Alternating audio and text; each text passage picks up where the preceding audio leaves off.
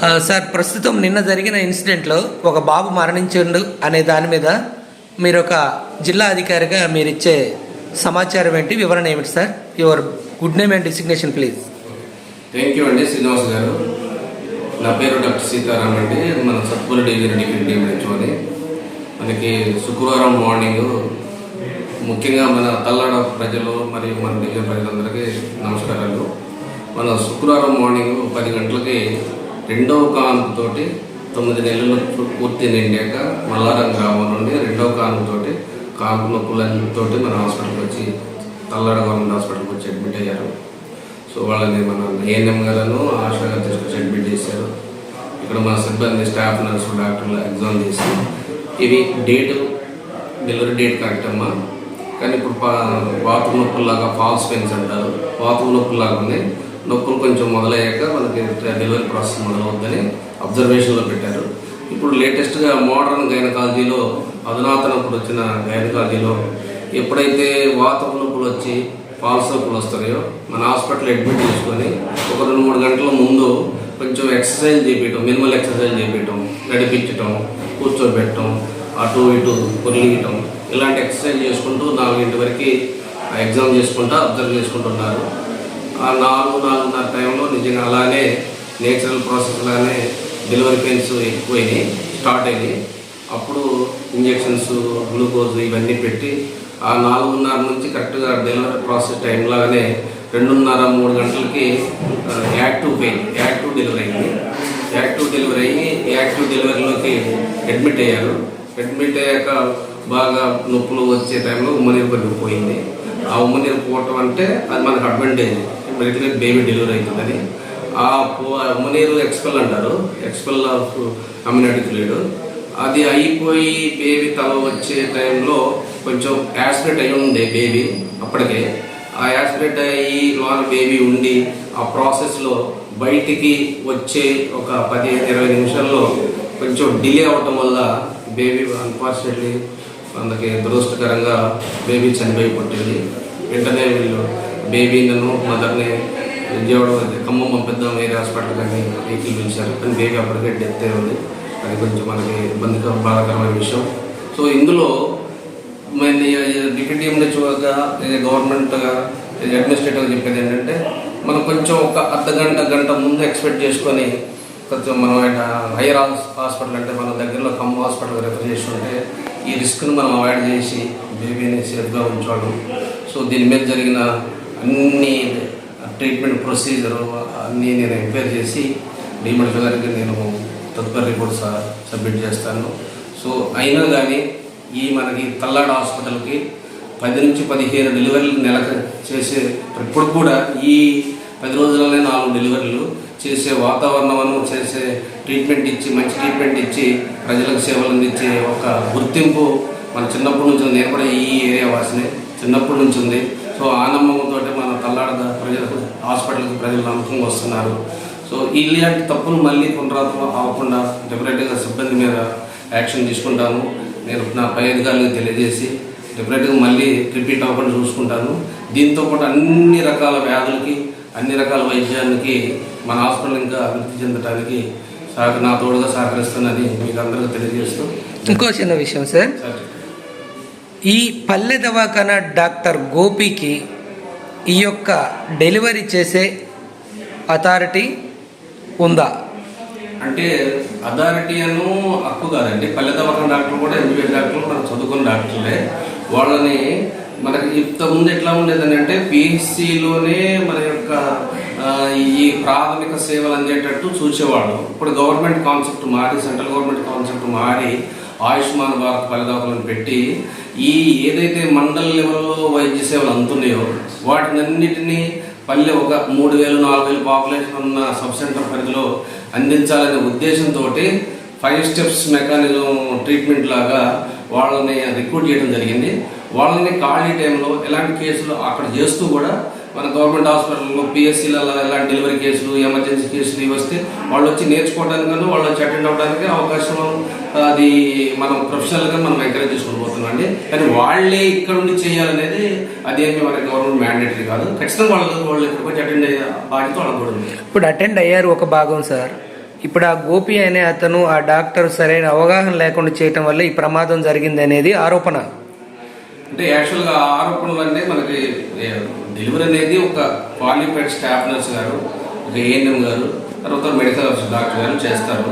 ఇక్కడ qualified staff nurse ఉన్నారు, doctor గారు ఉన్నారు. వీళ్ళతో పాటు ఆయన కూడా అసోసియేట్ అయ్యాడు అంతే డెలివరీ చూడండి. ఇక్కడ విధులు నిర్వహించే ప్రతి ఒక్కళ్ళు వాళ్ళకు ఒక విధులకి సంబంధించిన ఒక కోటు, ఒక డిసిగ్నేషను, వాళ్ళొక మెయింటెనెన్స్ అనేది చేయాలి. ఇప్పుడు ఒక డాక్టర్ యువకుల్లాగా ఉన్నారు, ఒక స్టాఫ్ నర్సు సాధారణ మహిళలాగా ఉన్నారు. ఇందులో ఎవరు డాక్టరు, ఎవరు స్టాఫ్ నర్సు, ఎవరు వైద్యం అందించేవాళ్ళు, ఎవరు రోగులు? మంచి క్వశ్చన్ అడిగారండి. ఇప్పుడు మెడికల్ ఆఫీసర్ దగ్గర నుంచి అటెండర్ వరకు 17 క్యాడర్లు ఉన్నారు. 17 క్యాడర్లకి వాళ్ళ ఉద్యోగానికి సంబంధించిన ఉద్యోగం ఏ ఉద్యోగం అయితే ఉందో వాళ్ళకి ఆ క్యాడర్ గుర్తించి అది యూనిఫామ్ అలాట్ చేసింది గవర్నమెంట్. మెడికల్ ఆఫీసర్ కోట్ వేసుకోవాలా, స్టెత్ దగ్గర పెట్టుకోవాలా, స్టాఫ్ నర్స్ కోట్ వేసుకోవాలా, స్టెత్ ఉంచుకోవాలి, ఏఎన్ఎం యూనిఫామ్ ఉండాలా, అటెండర్ డార్క్ షర్ట్ వేసుకోవాలా, హెల్త్ అసిస్టెంట్ కాకి ప్యాంట్ అని తెల్ల షర్ట్ వేసుకోవాలా. నేను ఇప్పుడు గంట ముందే వీళ్ళు యూనిఫామ్ రాని కాబట్టి మెమో కూడా ఇచ్చాను.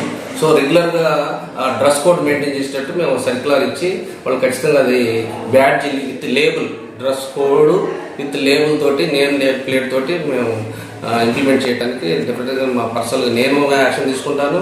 తర్వాత అఫీషియల్గా డిఎంహెచ్ఓ సర్క్యులర్ కూడా ఇప్పిస్తాను.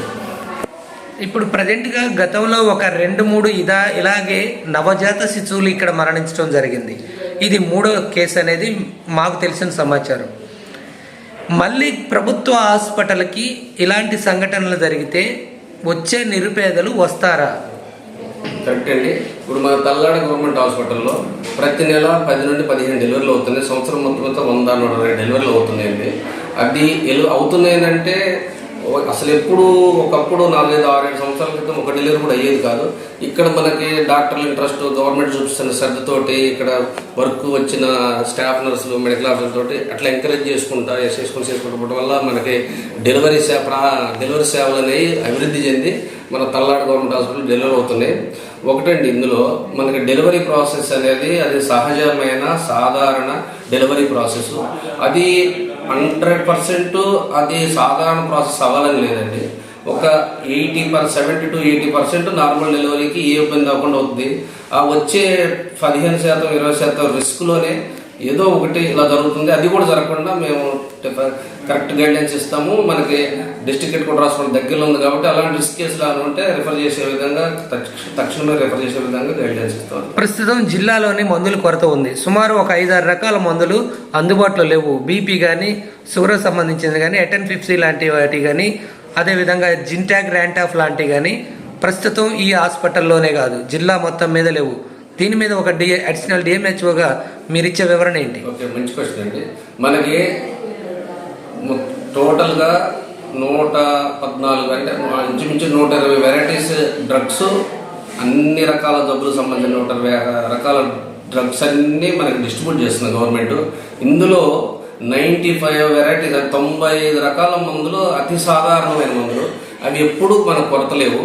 ఒక మీరన్న 10% కొంచెం ఒక 1 month 40 రోజులే పెండింగ్ ఉన్నాయి. తర్వాత అవి కూడా ఇప్పుడు వచ్చేసింది, అన్ని ఇన్స్టిట్యూట్లలో ఉన్నాయి. అసలు నాకు ఆ మందులు కొరతే లేదు అనే ప్రాబ్లమే లేదు. ఓకే సార్, చివరిగా ఈ యొక్క హాస్పిటల్లో జరిగిన ఇన్సిడెంట్ మీద జిల్లా అధికారులకి నివేదిక ఇస్తామన్నారు. గతంలో పలుమార్లు జరిగినాటికి కూడా ఇదే సమాధానం ఇచ్చారు. మీరు ఇదే సమాధానం ఇస్తున్నారు. దీనికి నిజంగా ఈ బాధితులకు న్యాయం జరిగి రానున్న పేదలు మళ్ళీ మిమ్మల్ని ఆశ్రయిస్తారని భావిస్తున్నారా? ఖచ్చితంగా ఇంత మన తల్లాడ గ్రామ ప్రజలే కాకుండా మన జిల్లా గ్రామ ప్రజలు, మన ఎస్పెషల్ మన సత్పల్లి డివిజన్ ప్రజలకు నేను విన్నవించుకునేది ఏంటంటే, మన medical system, health care system అనేది చాలా అభివృద్ధి చెందింది. మన సత్తుపల్లి డివిజన్లో, అతి ముఖ్యంగా మన సత్తుపల్లి డివిజన్లో ప్రతి 10 కిలోమీటర్లకి 30 పడకల హాస్పిటల్, తర్వాత 10 పడకల హాస్పిటల్, తర్వాత అట్లనే 3 వైద్య విధాన పరిస్థితులు ఉండడం అనేది మనకి ఒక గొప్ప వరంగా భావించి అన్ని హాస్పిటల్ల వైద్య సేవలు చాలా మెరుగ్గా ఉన్నాయి. ఇంతకంటే ఇంకా మెరుగైన వైద్య సేవల కోసం మా వంతు కృషి చేసి ఎక్కడైతే ఎలాంటి టెక్నికల్ డిఫాల్ట్స్ జరుగుతున్నాయో వాటిని ఖచ్చితంగా యాక్షన్. చివరిగా ఒక చిన్న క్వశ్చన్ సార్, ఇప్పుడు మీరు కూర్చున్న సీట్లోని ఒక బాబు కూర్చున్నారు, మీకు లెఫ్ట్ సైడ్లోని ఒక స్టాఫ్ నర్స్ కూర్చుంది, మీకు రైట్ సైడ్లోని గోపి అనే ఒక పల్లె దవాఖానా అన్నారగూడెం వైద్యులు కూర్చొని ఉన్నారు. ఇది మీరు వన్ డే సీఎం అని ఒకటి, వన్ డే కలెక్టర్ అని ఒకటి ఇలా సినిమాలలో చూశారు. ఇక్కడ కూడా అదే పాత్ర పోషించడానికి మీరు అవకాశం ఇచ్చారా? ఆ బాబుని ఎందుకు కూర్చోబెట్టారు? అవతలేపు కూర్చున్న వ్యక్తి ఎవరు, యువతలేపు కూర్చున్న వ్యక్తి ఎవరు, వీళ్ళకి యూనిఫామ్లు ఎందుకు లేవు? లేదు, మీరు అడిగిన క్వశ్చన్ కండి. ఇప్పుడు నా ఈ డెలివరీ ప్రాసెస్ ఎంక్వైరీలో మీలాంటి సోదరులు మన వాళ్ళు కూడా ఈ క్వశ్చన్ చేశారు. అది పూర్తిగా వాళ్ళ వ్యక్తిగత నెగ్లిజెన్సీకి అది కింద వస్తే డెఫినెట్గా 4 మీద యాక్షన్ తీసుకుంటామండి. అది మళ్ళీ రిపీట్ అవ్వలేదు. అసలు వీళ్ళు డ్రెస్ కోడ్ ఎందుకు మెయింటైన్ చేయలేదు? సర్కులర్ ఇస్తాము, ఇన్స్ట్రక్షన్ ఇస్తాము, మేము స్ట్రిక్ట్ ఫాలో అవుతాం. వీళ్ళు ఎప్పుడు వచ్చినా ఫోన్ ఇన్ కార్యక్రమంలోనే ఉంటున్నారు. వీళ్ళు ఎవరిని కూడా పట్టించుకోలేదని రోగులు మీ వైద్యశాలకు వచ్చేవాళ్ళు అనేక మందిని మా దృష్టికి తెచ్చారు. దీని మీద కూడా మీరు చర్యలు తీసుకుంటారా? ఒకటండి, ఫోన్ పట్టుకునేదంటే ఇప్పుడు మనకి ప్రతి ఆరోగ్య సేవలో మనకి ప్రతి పోర్టల్, ఈవెన్ మనం మందులు పారాసెటమాల్ మందులు ఇచ్చినా, ఏదైనా ట్రీట్మెంట్ ఇచ్చినా మనకి హెచ్ఎంఐసి పోర్టల్ ఉంటుందండి. ప్రతిదీ అప్లోడ్ చేసుకోవాలి. సో అది జాబ్ పర్పస్ వరకు అయితే పర్వాలేదు. మీరు చెప్పినట్టు అది జాబ్ పర్పస్ కాకుండా వాళ్ళు పర్సనల్గా మిస్యూజ్ జరుగుతుందనేది వాళ్ళ దగ్గర వాళ్ళకి ఆరోపణ వచ్చింది కాబట్టి మీరు కూడా నోటీస్ చేసుకొచ్చారు కాబట్టి ఖచ్చితంగా వాళ్ళ మీద డిపార్ట్మెంట్ యాక్షన్ తీసుకుంటారు. ఎక్కువగా ఈ సీట్లో పల్లె దవాఖానా డాక్టర్లే ఉంటున్నారు, ముఖ్యమైన డాక్టర్లు ఉండలేదు అనేది ప్రజల ఆరోపణ. లేదు, యాక్చువల్ మన తల్లాడికి 2 medical officer, regular medical officer ఉన్నారండి. మన జిల్లాలో కొంచెం చింతకాని మెడికల్ పిఎస్సిలో వేకెన్సీ ఉండడం వల్ల ఇక్కడ నుంచి ఒక డాక్టర్ గారు డిప్యూటేషన్ ఇచ్చారు. ఇంకొకటి రెగ్యులర్ డాక్టర్ మనోహర్ పనిచేస్తున్నాడు. ఒకవేళ ఇప్పుడు నేను మీటింగ్కి వెళ్ళినప్పుడు కానీ, లేకుంటే ఆయన ఏదైనా లీవ్ పెట్టినప్పుడు కానీ, అకేషనల్గా ఏమన్నా ఉన్నాడే కానీ రెగ్యులర్గా ఉన్నదనేది మా నోటీస్ మీరు తీసుకొస్తున్నారు కాబట్టి ఇప్పుడు నుంచి మేము అబ్జర్వ్ చేసి ఒకవేళ అట్లా ఏమైనా డీవియేట్ అయితే డ్యూటీస్ యాక్షన్ తీసుకుంటాం. చివరిగా మీ designation and good name please. నా పేరు డాక్టర్ సీతారాం అండి, డిప్యూటీ డిఎంహెచ్ఓ అని, మన Sathupalli division. So DMHO madam ఆదేశాలతో నిన్న జరిగిన ఇన్సిడెంట్కి మనం తలాడ ప్రాథమిక ఆరోగ్య కేంద్రానికి ఎంక్వైరీ రావడం జరిగింది. ఇప్పుడు డిఎంహెచ్ఓ పరిధిలోకి వస్తుందా, డిసిహెచ్ఓ పరిధిలోకి వస్తుందా? ఈ hospital director of health DMHO. Me DMHO doctor Malathi అన్న. అవునండి.